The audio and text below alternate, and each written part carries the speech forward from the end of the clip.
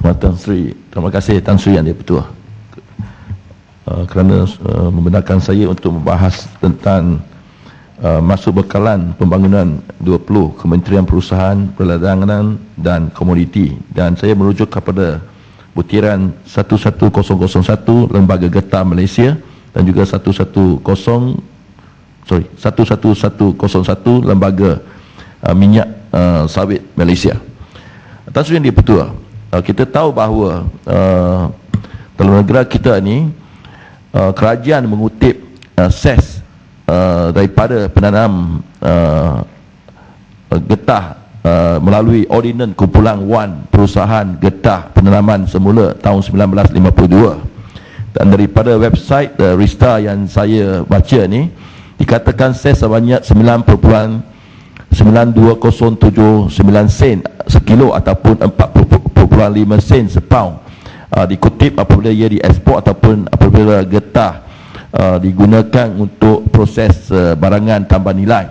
Saya tidak tahu jumlah ini telah dinaikkan atau tidak, tapi yang penting Tan Sri Yang di-Pertua, isu yang saya ingin bangkitkan ialah bahawa one ses yang dikutip oleh daripada penanam getah ni merupakan ses amanah dan patut pulang balik kepada mereka apabila mereka menanam semula pokok-pokok getah mereka ataupun menanam pokok kelapa sawit, kerana ini one amanah yang dipegang oleh kerajaan.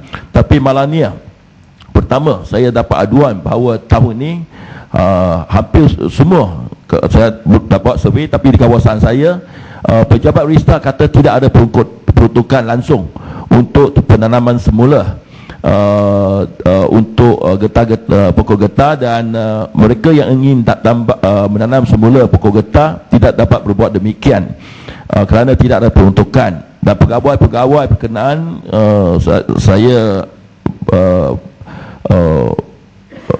dapat maklum balas mereka tidak ada kerja kerana tidak ada penanaman semula yang dapat dilaksanakan. Kedua, Tan Sri Yang di-Pertua,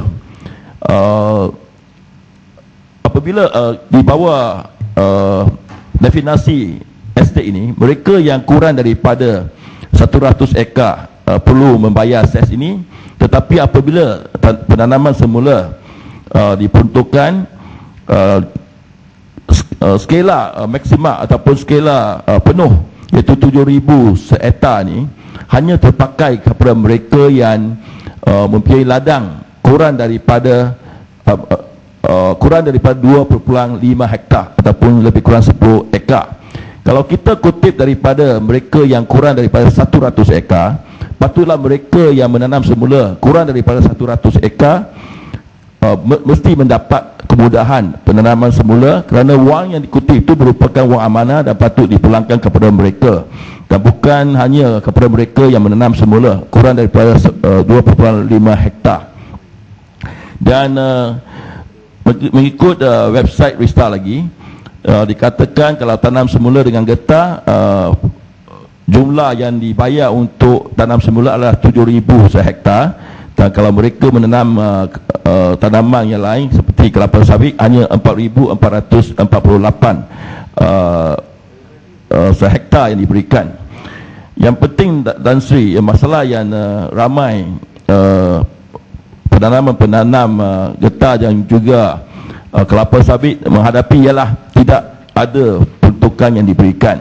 Dan ramai kerana tidak ada peruntukan, mereka tidak boleh menunggu peruntukan yang hendak diberikan kerana pegawai-pegawai tidak pasti bila wang itu akan datang. Dan ramai antara mereka pun menggunakan wang sendiri untuk menanam semula. Tapi malangnya selepas 2 tahun atau 3 tahun ada peruntukan yang sampai dan hendak diluluskan kepada penanam kelapa sawit ataupun getah ini yang hendak tanam semula, didapati mereka sudah menanam semula.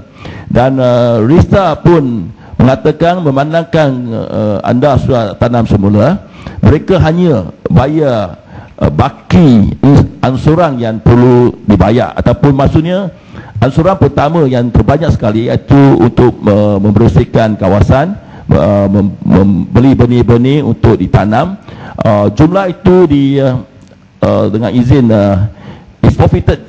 Ini langsung tidak adil dan tidak saksama. Sebenarnya Registrar patut berikan jumlah yang sepenuhnya dan memberikan kita kata bunga lagi atas jumlah itu.